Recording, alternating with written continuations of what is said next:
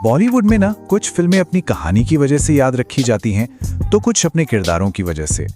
लेकिन कुछ फिल्में ऐसी भी होती हैं जिनके बनने की कहानी खुद फिल्म से भी ज्यादा दिलचस्प निकलती है। आज हम एक ऐसी ही क्लासिक फिल्म के पीछे की कहानी जानेंगे। नायक द रियल हीरो। जब भी इस फिल्म का नाम जहन में आता है तो एक ही चेहरा सामने घूम जाता है, एक दिन का मुख्यमंत्री शिवाजी राव। और ये किरदार निभाया था अनिल कपूर ने, जिन्होंने इसे हमेशा के लिए यादगार बना दिया। लेकिन क्या कभी ऐसा सोचा जा सकता है कि नायक का चेहरा अनिल कपूर की जगह कोई और होता? ये सवाल थोड़ा अजीब लग सकता है, पर यकीन मानिए इसी सवाल में इस फिल्म की सबसे बड़ी अनसुनी कहानी छिपी है। तो चलिए आज इस आइकॉनिक फिल्म की कास्टिंग का वो सच जानते हैं जो सालों तक पर्दे के पीछे ही रहा। तो फिल्म थी नायक द रियल हीरो, जो 7 सितंबर 2001 को रिलीज हुई। ये एक पॉलिटिकल ड्रामा थी जिसे डायरेक्ट किया था एस शंकर ने। ये उनकी ही तमिल हिट मुधल वन का रीमेक थी और इसमें अनिल कपूर, रानी मुखर्जी और अमरीश पुरी जैसे बड़े सितारे थे। ये सब तो वो बातें हैं जो हम सब जानते हैं, लेकिन कहानी तो इसके आगे शुरू होती है। और वो कहानी ये है कि इस आइकॉनिक रोल के लिए अनिल कपूर मेकर्स की पहली पसंद थे ही नहीं। खुद अनिल कपूर भी ये बात मानते हैं कि नायक ने उन्हें एक बिल्कुल नई पहचान दी। उनके इस बयान से ही अंदाजा लगाया जा सकता है कि ये रोल उनके करियर के लिए कितना ज्यादा अहम था। पर जरा सोचिए, ये जबरदस्त पहचान, ये ऐतिहासिक किरदार किसी और के नाम भी हो सकता था। सिनेमा की दुनिया में इसी को तो कहते हैं किस्मत का खेल, है ना? जी हाँ, अनिल कपूर से भी पहले ये रोल 2 बहुत बड़े सुपरस्टार्स को ऑफर किया गया था और वो नाम थे आमिर खान और शाहरुख खान। एक पल के लिए सोचकर देखिए, अगर इन दोनों में से किसी ने शिवाजी राव का किरदार निभाया होता तो आज नायक कैसी फिल्म होती।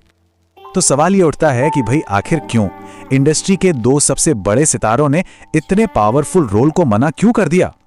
इसकी वजह भी उतनी ही दिलचस्प हैं। वजह एकदम साफ थी।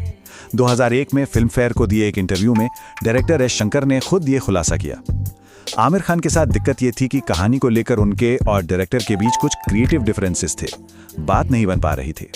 वहीं शाहरुख खान को रोल तो पसंद आया, लेकिन वो कुछ ही वक्त पहले फिर भी दिल है हिंदुस्तानी में एक रिपोर्टर का किरदार निभा चुके थे और वो दोबारा वैसा ही रोल नहीं करना चाहते थे।